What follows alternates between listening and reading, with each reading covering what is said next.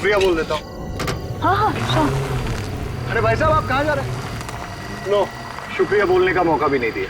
वैसे काफी परेशानी उठाई इन्होंने अपने लिए। नहीं अच्छा हुआ इन्होंने हमें छोड़ दिया, वरना सारी रात जंगल में काटनी पड़ती। चलो अभी चलते हैं अंदर, देखिए कौन है अंदर। चलो।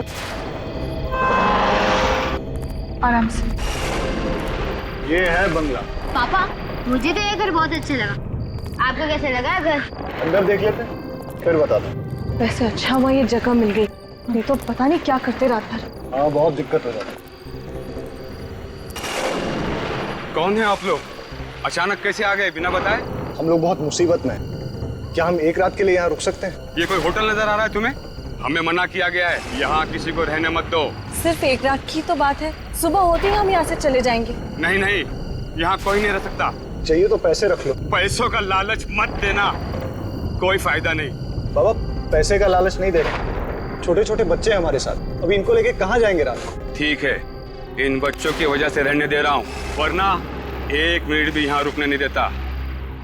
वैसे ये कौन है आपके साथ? एक मैं हूँ, ये मेरी पत्नी है, ये मेरी बहन है और बच्चे हैं साथ में बस। ठीक है, आइए मेरे साथ। चलो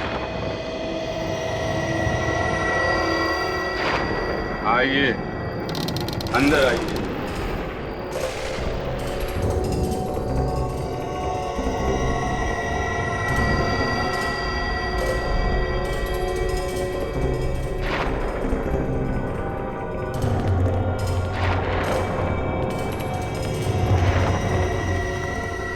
निहाल, यहाँ तो बिजली भी नहीं है, रहेंगे कैसे? फिर भी जगह बहुत अच्छी है। मैं आप लोगों के लिए कमरे खोल देता हूँ।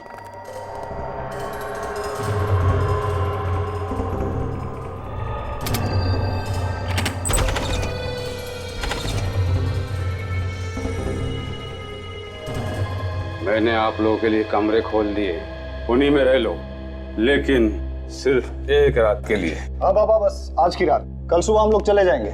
चले? चल चल चल।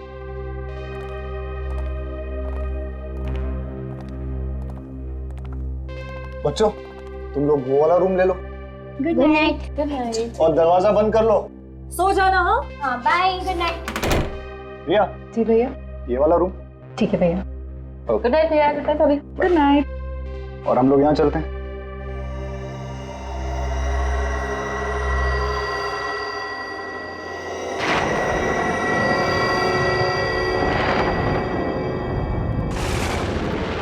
बदबू आ रही है इसमें से, गंदा भी पता नहीं कैसे इतने गड्ढे हो रहे हैं इसमें। कितने मच्छर है यहाँ पे।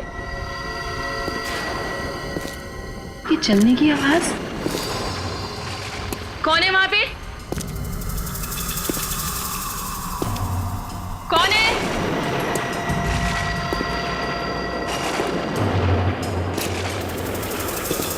कौन चल रहा है यहाँ पे? कौन है? कौन है?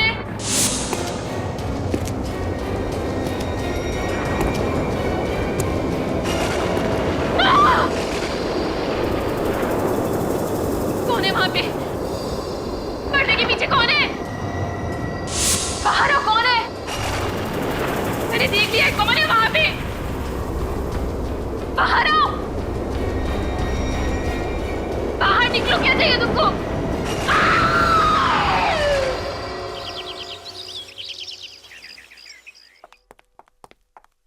ये रेडी। निहाल साहब, आप लोग तो वाकई में जबान के पक्के निकले। सब तैयारी हो गई? आप लोग का सामान कहाँ है? बाबा, मुझे आपसे कुछ बात करनी थी। क्या बात करनी है? बुरा मत मानिएगा, मुझे और मेरे परिवार को ये जगह बहुत पसंद आई। क्या हम यहाँ एक और दिन रह सकते हैं? नहीं नहीं, आप लोगों ने मुझे जुबान दी थी कि सुबह होते ही आप लोग चले जाएंगे, और आप लोगों को चले जाना चाहिए, यही अच्छा है। आप बात को समझिए, ये जगह मुझे इतनी पसंद आई है ना कि मैं इसे खरीदना चाहता हूँ। खरीदना चाहते हो? क्या फायदा खरीद कर?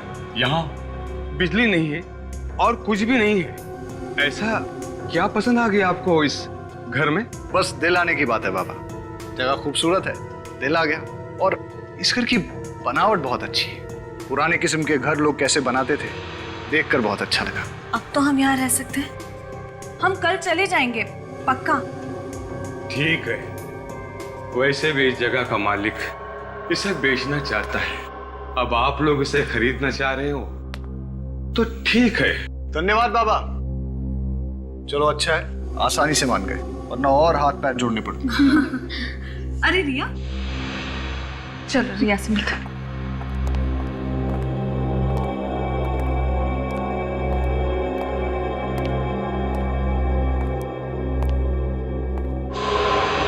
क्या हुआ रिया?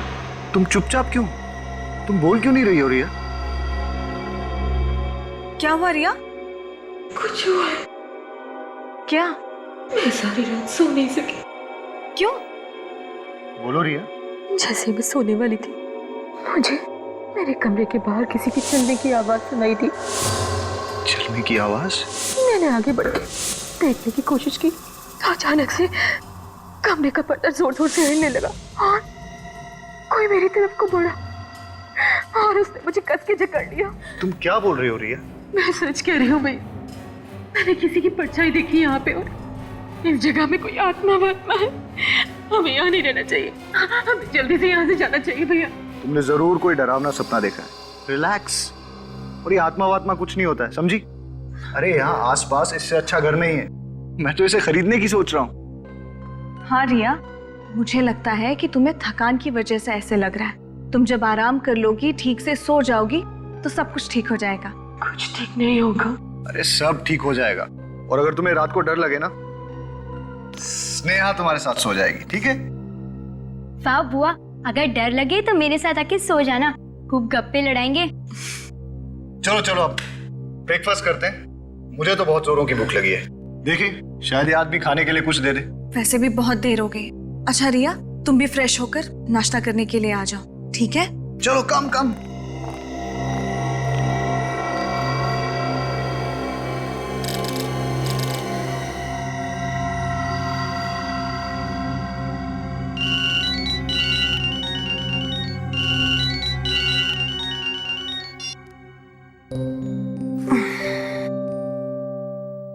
Good morning. Good morning. Good morning. चलो चल के स्नेहा और रिया को भी उठा ही लेते हैं। Good morning. Good morning. बेटा, आपको रात को तो अच्छे से नींद आई ना? मुझे तो जम के नींद आई। रात को जो सोई अभी आँख खुली। वो भी जब हमने जगाया तब। और इसे देखो कैसे कुंभकर्ण की नींद सो रही है।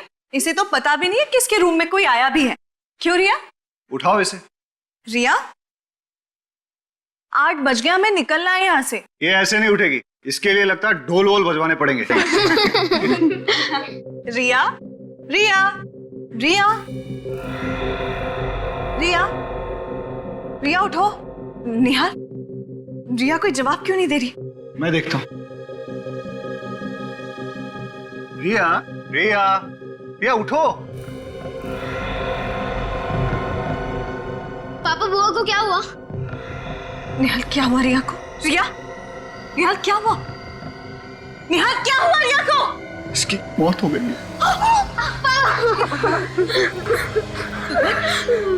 क्या अचानक कैसे हो गया? कल रात तक तो रिया ठीक थी, है ना? हाँ माँ, रात तक बुआ ठीक थी। निहाल, मुझे लगता है ये उसी आत्मा का काम है जिसके बारे में रिया हमसे बात कर रही थी। अरे फिर वही बात, इस बंगले में कोई आत्मा वात्मा नहीं है। हो सकता है सर हार्ट अटैक आ गया हो या हार्ट अटैक? इतनी कम उम्र में हार्ट अटैक? यार मुझे लगता है मैं अभी सीआईडी को कॉल करता हूँ।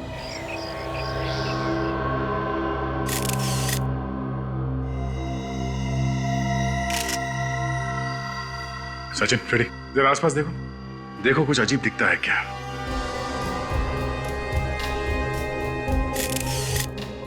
ये दरवाजा अंदर से बंद था? नहीं सर, बंद नहीं था। तो कोई भी आसानी से घुस सकता था।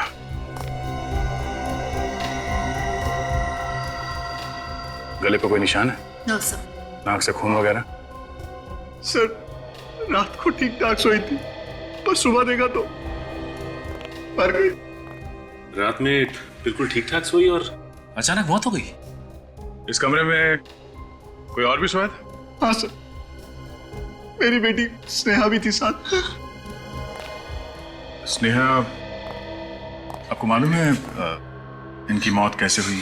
नहीं सुबह जब मम्मी डैडी ने आके उठाया तब पता चला। कोई चीखने चिल्लाने की आवाज नहीं सुनी? ये तो बहुत ही गहरी नींद में सोती है। सर, मैं आपसे एक बात कहना चाहती हूँ। क्या? ऐसा लगता है कि यहाँ पे कोई आत्मा है। आत्मा? आपका कहने का मतलब है कि इसकी मौत आत्मा की वजह से हुई? जी, क्योंकि पहली रात तो ये अकेले ही दूसरे कमरे में थी और इसने हमें बताया था कि कोई था वहां पर। अगर इसका खून हुआ है तो किसी इंसान ने किया है। लेकिन सर, उसने कुछ आवाजें सुनी थी रात को, किसी के चलने की। तो आप लोगों ने पूछा नहीं कौन था वो? किसके चलने की आवाज सुनी थी? हमें लगा कि उसके दिमाग का वहम। नहीं, कुछ और ही चक्कर है। आप सब लोग यहीं पे रहते हैं? हम लोग तो सिर्फ 2 दिन से रुके हैं यहाँ पे। ये लोग यहाँ के देखभाल करते हैं। तो आप यहाँ के केयर टेकर हैं? जी साहब। तो आप लोगों को कुछ तो पता होगा ना? नहीं मालूम साहब, मैं तो इस बंगले के बाहर वाले कमरे में सोया था। मुझे क्या पता अंदर क्या हुआ। हाँ साहब, कल रात को इनकी तबीयत बहुत खराब थी। पूरी रात खांसते रहे और कमरे से बाहर भी नहीं गए। ये कमरे से बाहर नहीं गए, गहरी नींद में सोई हुई थी और बाकी किसी को कुछ मालूम नहीं। तो पता कैसे चलेगा कि इसकी मौत हुई कैसे? अच्छा, इन्हें किसी तरह की कोई बीमारी थी? कोई दिल की बीमारी वगैरह? ऐसी तो कोई बीमारी नहीं थी साहब, इन लोगों को यहाँ रखकर हमने बहुत बड़ी भूल की। हमें क्या पता था कि यहाँ ये सब होने वाला है। सर, हम तो छुट्टियां मनाने के लिए गोवा जा रहे थे। रास्ते में हमारी कार खराब हो गई और हमें यहाँ आना पड़ा। तो आप लोगों को इस जगह के बारे में पहले से मालूम था? नहीं सर, एक आदमी लेके आया था हमें। कौन था वो आदमी? पता नहीं कौन था वो। हमारी कार खराब हो गई थी, हम लोग रास्ते में खड़े थे तो वो वहां से गुजर रहा था। तो हमने उससे होटल के बारे में पूछा और उसने बताया कि आसपास कोई होटल नहीं है, पर एक बंगला है जहां हम रुक सकते हैं। वो हमें अपनी गाड़ी में यहाँ तक लेके आया। अच्छा, वो आदमी दिखने में कैसा था? उसकी उम्र कई 60 साल की होगी। उसने आंखों पे काला चश्मा पहन रखा था, एक शॉल ओढ़ रखी थी उसने। और हाँ सर, वो बोल रहा था कि उसे पास वाले गांव में कुछ काम है।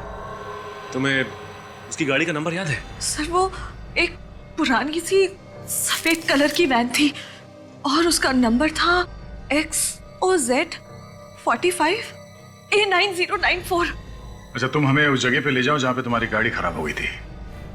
आसपास के गांव में जाके इस आदमी के बारे में पूछना होगा। ये निहाल ने बताया था कि वैन का मालिक, उसको इस गांव में कुछ काम था और उसकी बीवी नीता बता रही थी कि वो वैन जो थी वो सफ़ेद रंग की थी। हाँ सर, देखो इस गांव में कहीं वैन है क्या या उस वैन के बारे में कोई जानता है? सर, सफ़ेद वैन।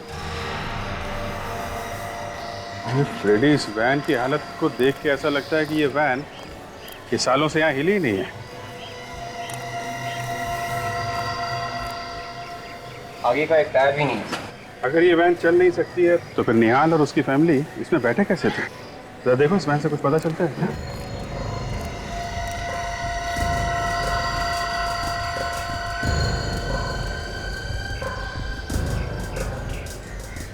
क्या सर, गाड़ी का नंबर वही है जो निहाल की पत्नी ने बताया। सर, गाड़ी के अंदर का आधा सामान गायब है सर। अगर ये गाड़ी किसकी है जरा पता करो।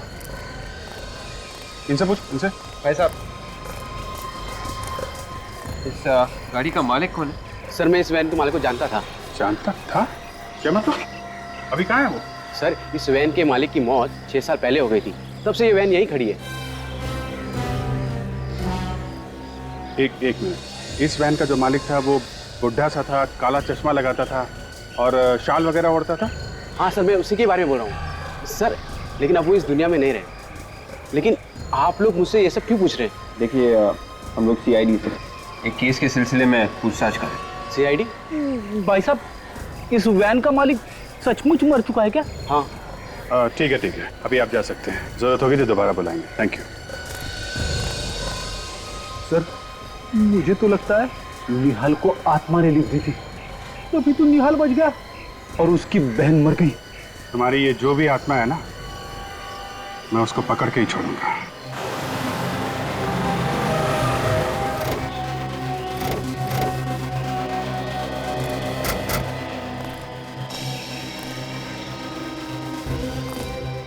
तो ये बताओ कि ऐसा हुआ क्या जो तुम्हारी कार अचानक रुक गई? पता नहीं, आज तक तो ऐसा कभी हुआ नहीं। मुझे तो यकीन नहीं हो रहा है कि मेरी गाड़ी रास्ते पे बंद पड़ सकती है ऐसे।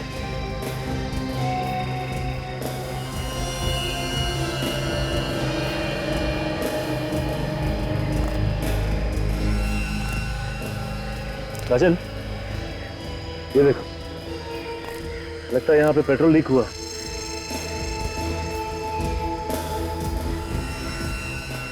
इतना सारा पेट्रोल अचानक कैसे गिर सकता है? राजन, क्या है, कभी कभी चलती गाड़ी में भी पत्थर उछल कर लग जाता है।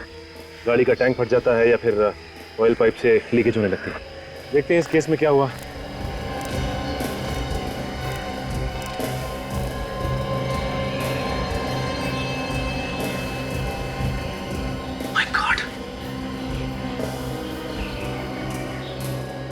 पेट्रोल पाइप में छेद किया गया है, जानबूझकर किया गया है ये छेद। मतलब सर किसी ने प्लानिंग के साथ ये सब किया है ताकि निहाल की कार का पेट्रोल यहाँ खत्म हो जाए और कार यहाँ का रुक जाए, जहाँ दूर दूर तक कोई भी इसे ठीक करने वाला ना हो। मगर ऐसे छेद कौन करेगा? क्योंकि घर से चलने से पहले मैंने चेक किया था, सब ठीक ठाक था। लेकिन ये पेट्रोल पाइप में जिसने भी छेद किया है वो यहाँ आसपास ही किया है, दूर नहीं। क्योंकि अगर दूर छेद किया होता तो गाड़ी यहाँ तक पहुँचती नहीं। अच्छा ये बताओ कि आते समय रास्ते में तुम कहीं रुके थे क्या? हाँ, एक ढाबे पे रुके थे नाश्ता करने के लिए। ढाबे पे? इसका मतलब पेट्रोल पाइप में छेद किसी ने ढाबे पे ही किया होगा। एक काम करो, तुम ढाबा दिखाओ ना। तारिका, खून का जो तरीका मेरी समझ में आ रहा है उससे इसके शरीर पर उंगलियों के निशान आना मुश्किल है। तो फिर और कौन सा तरीका हो सकता है सारंगे? इस लड़की का रिया का नाक और मुंह दबाया गया है। मतलब इसका खून किया गया है? इसकी मौत दम घुटने की वजह से हुई? एग्जैक्टली। तो क्या इसके चेहरे पे कोई उंगलियों के निशान नहीं है? नहीं बॉस, उंगलियों के निशान इसलिए नहीं है क्योंकि इसका मुंह किसी और चीज से दबाया गया है। किसी और चीज से मतलब? तारिका,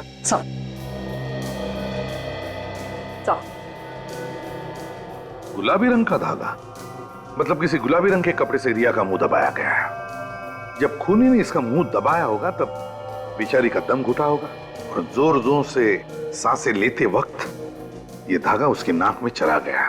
बिल्कुल। गुलाबी रंग का कपड़ा? सर गुलाबी रंग के तकिए तो मैंने रिया के कमरे में देखे थे, चेयर पे, बिस्तर पे जहाँ पे ये सोई हुई थी। तो फिर सारंगे, रिया का मुंह उस गुलाबी रंग के तकिए से ही दबाया गया है। अगर ये तकिए हमें मिल जाए तो खूनी के बारे में और भी सुराग मिल सकता है। मिल जाएंगे सारंगे।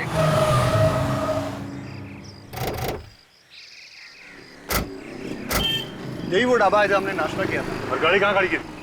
वहाँ पे।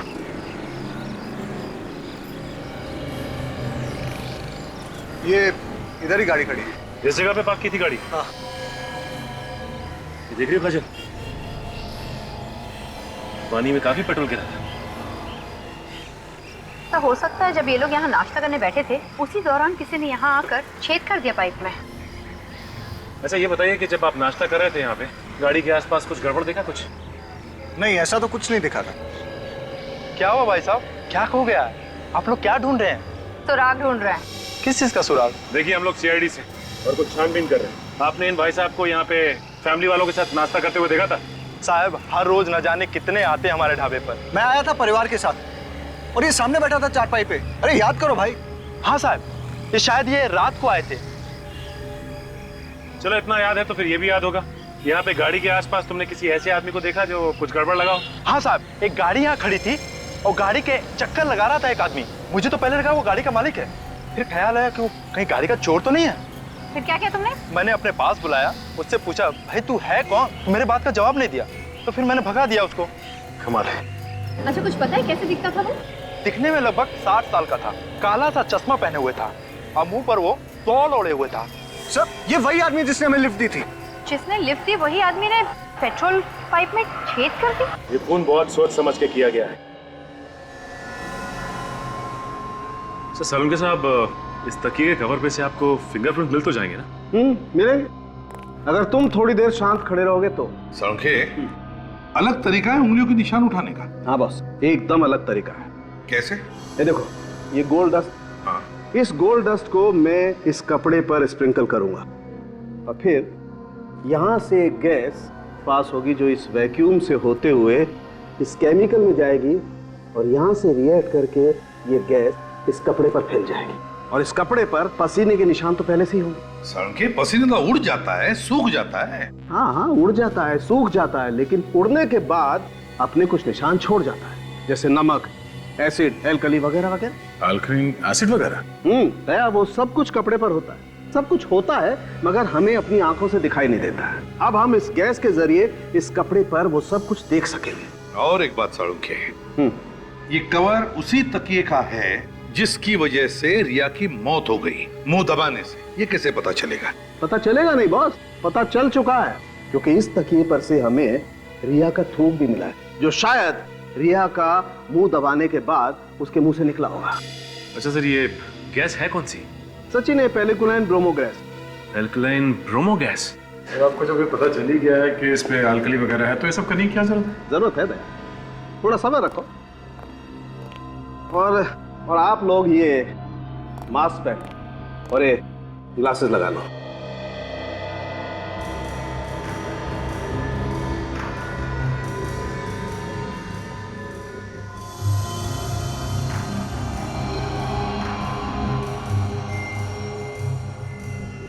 अब बॉस, मैं ये गैस इस कपड़े पर छोड़ता हूं।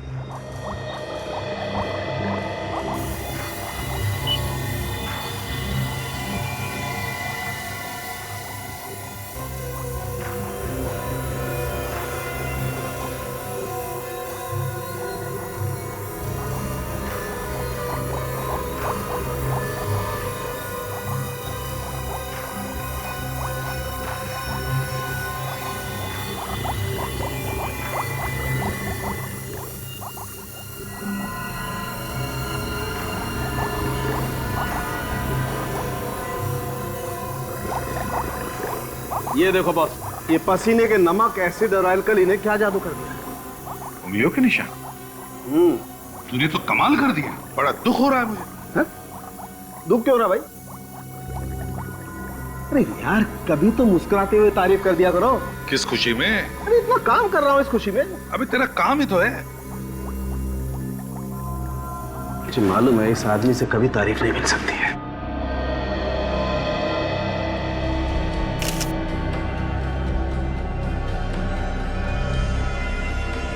ये देखो बस, उस तकिए के कवर पर जो उंगलियों के निशान थे वो ये रहे।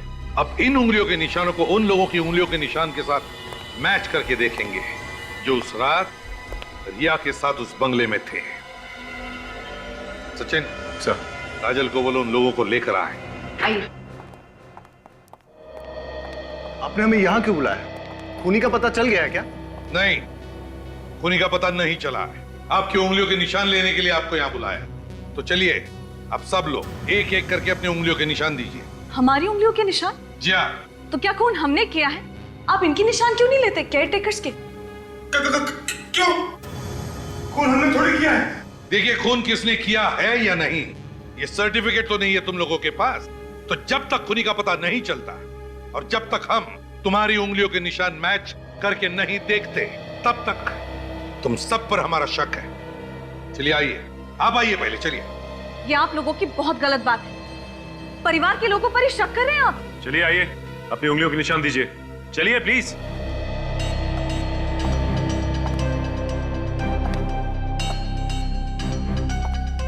हाथ रखिए।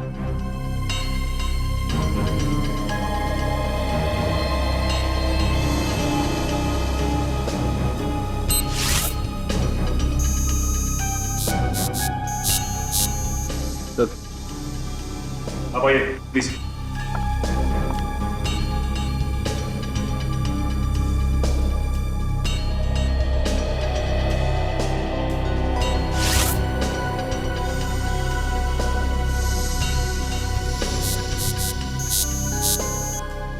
चलिए आप चलिए प्लीज।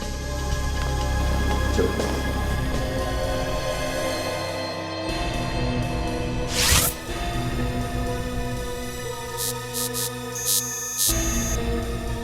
जा।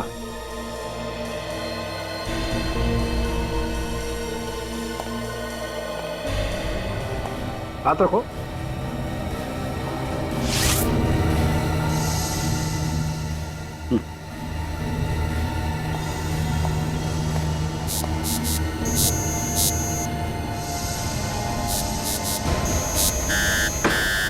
बस, इस तकिए के कवर पर जो उंगलियों के निशान है वो इस निहाल की उंगलियों के निशान।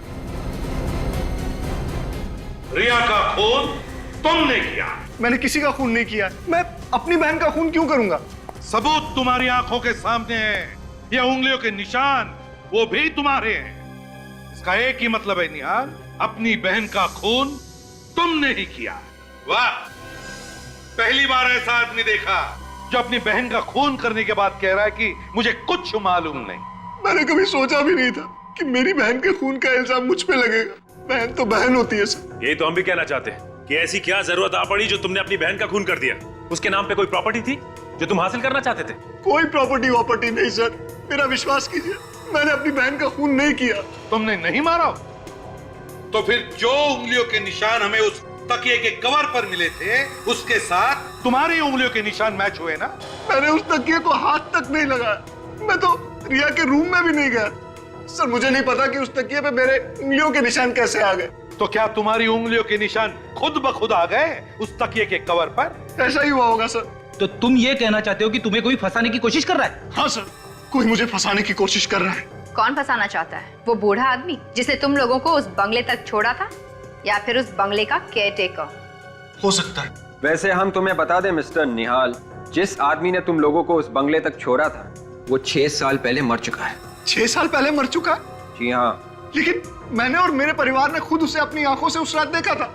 सचिन, सचिन, गड़बड़ है, कुछ तो गड़बड़ है। एक काम करो, तुम, दया और फ्रेडी उस बंगले में जाओ जहां पर रिया का खून हुआ था और देखो। मुझे लगता है सचिन, यहाँ पे कुछ ऐसा हुआ है कि क्या फ्रेडी, क्या बात है? अगर उन लोगों को पता चल गया कि हम लोग यहाँ पे हैं तो क्या डर लग रहा था? नहीं, डर कौन रहा है? फ्रेडी, अपनी चोंच बंद करो और चुपचाप वहां दीवार की तरफ मुंह करके खड़े हो जाओ। जाओ, आवाज़ आ रही है। चुप जाओ।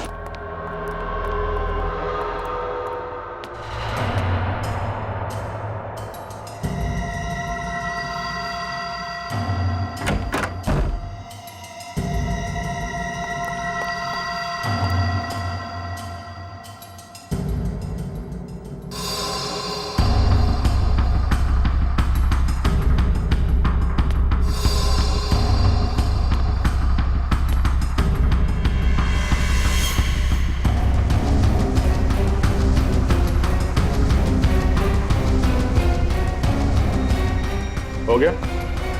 हाँ? निहाल, मैंने पूछा तुम्हारा काम हो गया? ऐसे चुप रहने से काम नहीं चलेगा। इस तकिए से किसका खून कर रहे थे? हाँ? किसका? इस पुतले का? हाँ?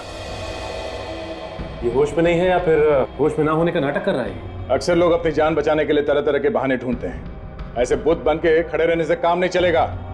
निहाल! सर, इसकी आंखों की पुतली अब बड़ी अजीब सी दिख रही है सर।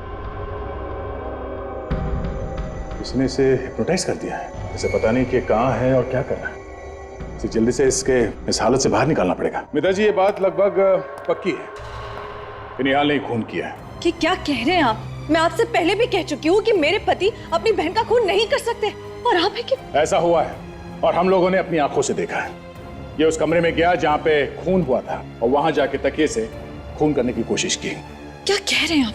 देखिए, इन्हें हिप्नोटाइज किया गया है और ये काम इनसे कोई और करवा रहा है। हिप्नोटाइज? हाँ, हिप्नोटाइज। और ये सब प्लानिंग के साथ किया गया है। रास्ते में आपकी कार खराब अपने आप नहीं हो गई थी, किसी ने जानबूझकर खराब की थी और उसके बाद यहाँ रिया को यहाँ लाके इसका खून कर दिया गया। ऐसा नहीं हो सकता। ऐसा हुआ है। किसने किया खून? अमित। हाँ, अमित। ये अमित कौन है? इससे पहले तो कभी नाम नहीं सुना इसका। अमित निहाल का दोस्त है। अमित निहाल का दोस्त है तो अमित ही क्यों? क्योंकि अमित को हिप्नोटिज्म आता है। अमित को हिप्नोटिज्म आता है? हाँ। ये अमित रहता कहाँ है? अमित वो आए दिन संगनी थिएटर में हिप्नोटिज्म के शोज करता है। जरा फोन दीजिए please, give me your phone.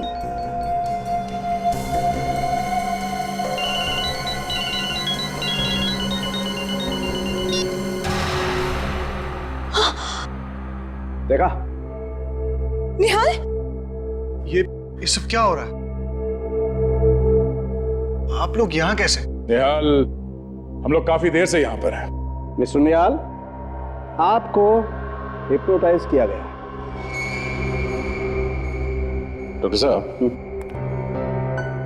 अगर अलार्म के बंद होने से ये हिप्नोटिज्म से बाहर आ जाता है तो हिप्नोटिज्म में जाने के लिए भी कोई ट्यून या कोई ट्रिगर होगा ना? बिल्कुल होगा दया, लेकिन वो क्या ट्रिगर है ये हमें ढूंढना पड़ेगा। उस ट्रिगर के बारे में तो ये अमित ही बता सकता है हमें। सचिन, निहाल को अरेस्ट कर लो।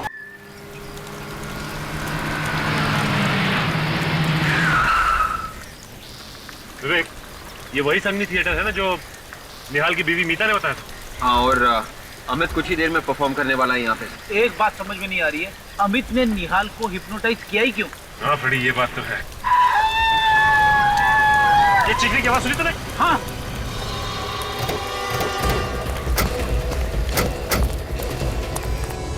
ये बस हटिए आप लोग, प्लीज प्लीज। माय गॉड, ये तो मार चुका है, लगता है खुद को गोली मारी। अगर विवेक, कभी कभी जो दिखता है वैसा होता नहीं। अच्छा, आप में से किसी ने से अपने आप को गोली मारते हुए देखा क्या? नहीं सर, हम लोग दरवाजा खोली, जब अंदर आए तो ये आदमी मरा हुआ था। और भी कोई था यहाँ पे इस ग्रीन रूम में? नहीं सर, यहाँ पे तो और कोई नहीं था। कोई ऐसे ही दरवाजा खुला छोड़ के आत्महत्या नहीं करेगा। हाँ विवेक, इसी सवाल का जवाब हमें भी ढूंढना है। अच्छा, इस गन को ध्यान से देखिए, इस पे साइलेंसर लगा हुआ है, और ये देखिए इसका नंबर मिटाया गया है। किसने किया ये? नहीं सर, इसके बारे में पता नहीं है। ठीक है, देखिए वैसे पेपर।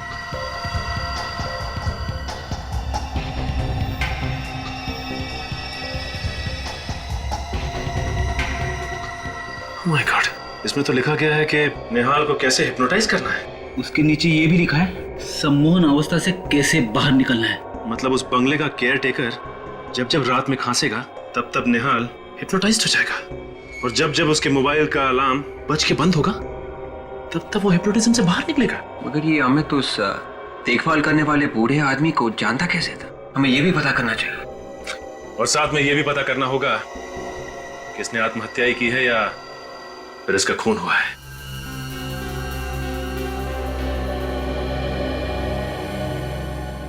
सर, गन पे कहीं भी उंगलियों के निशान नहीं?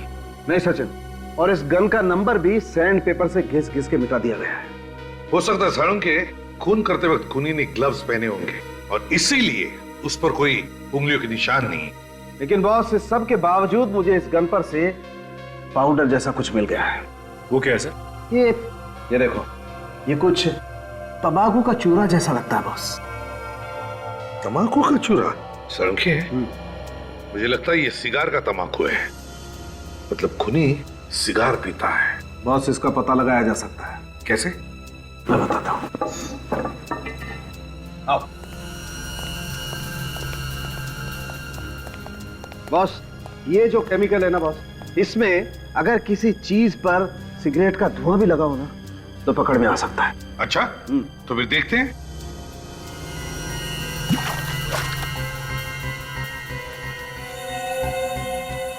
ये देखो बॉस, इस गन पर सिगरेट का धुआं लगा हुआ था। इसका मतलब है सारुण के ये खूनी सिगार पीता है। सर, कहीं ऐसा तो नहीं कि ये अमित सिगार पीता था?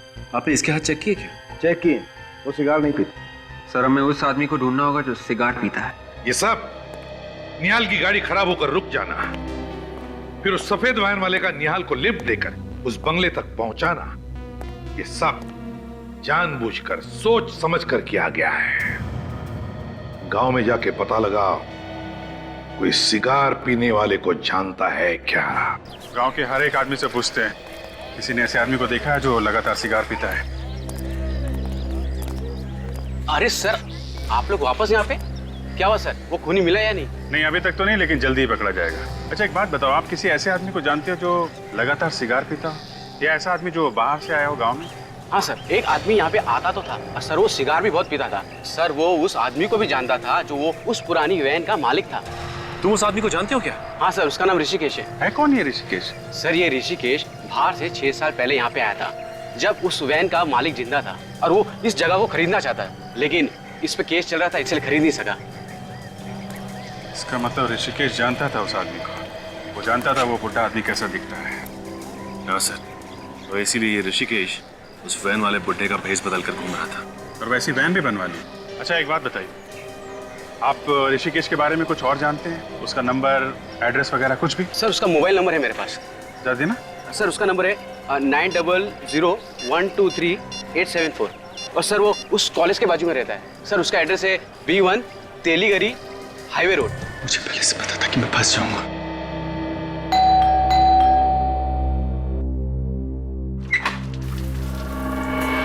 ऋषिकेश हो ना? हाँ आप लोग? सब पता चल जाएगा। कौन है आप? ऐसे कैसे अंदर घुसते चले आए? क्या बदतमीजी है ये? ये बदतमीजी नहीं है।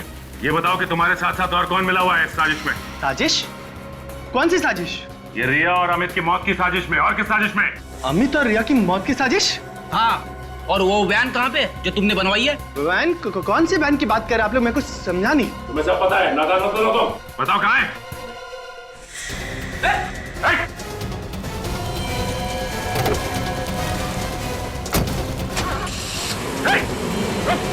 Oh my God, भाग गया। पीछे करते हैं इसका। विवेक को भी बुला लो।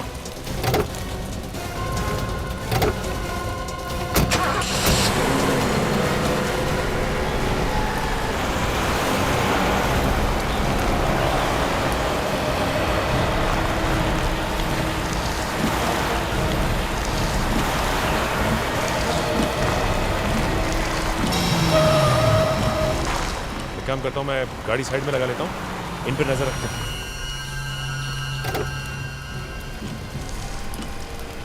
पीछा तो छूटा।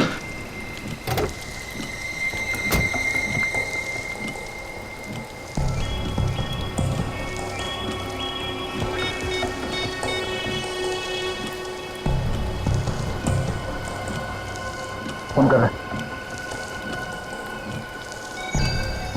हाँ कहाँ हो?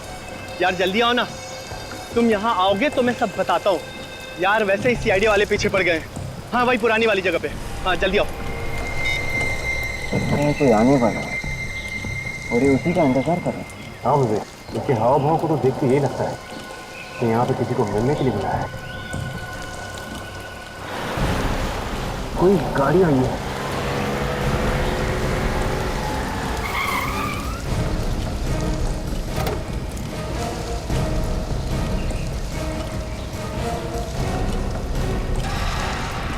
ये तो निहाल की पत्नी नीता है।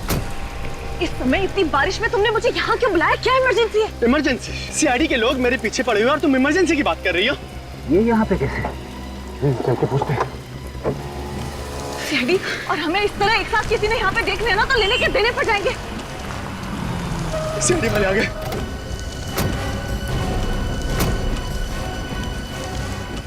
आप लोग यहाँ? यही सवाल हम भी पूछना चाहते हैं। क्या आप और यहाँ? ये इसने मुझे यहाँ बुलाया। इसने मुझे मजबूर किया यहाँ आने के लिए। ये मेरी ननद रिया का खूनी है। आप इसे गिरफ्तार कर लीजिए। मैंने क्या किया? तुम झूठ क्यों बोल रही हो? मुझे क्यों फंसा रही हो यार? मैं झूठ बोल रही हूँ? मैं तुम्हें फंसा रही हूँ? चलिए आपको गुमराह करने की कोशिश कर रहा है। मैं झूठ नहीं बोल रही हूँ। झूठ कौन बोल रहे हो? मैं भी कौन सच कह रहे हैं कौन झूठ सब पता चल जाएगा।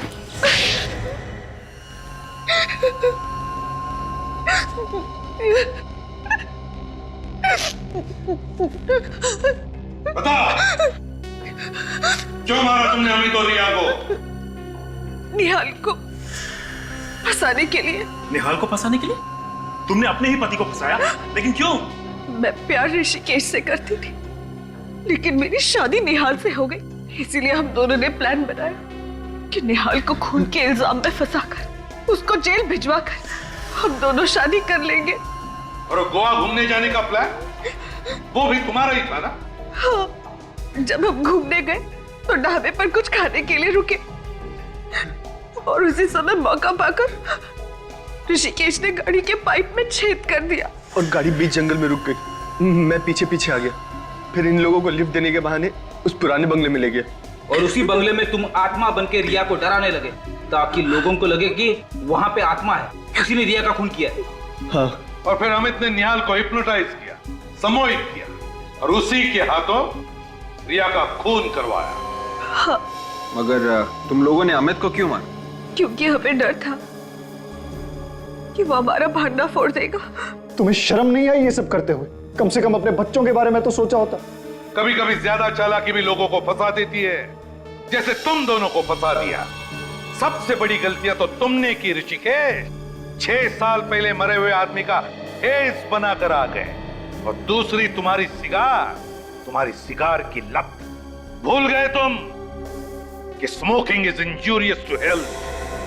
सड़ते बैठना दोनों भी जेल में, फांसी का ऑर्डर आने तक।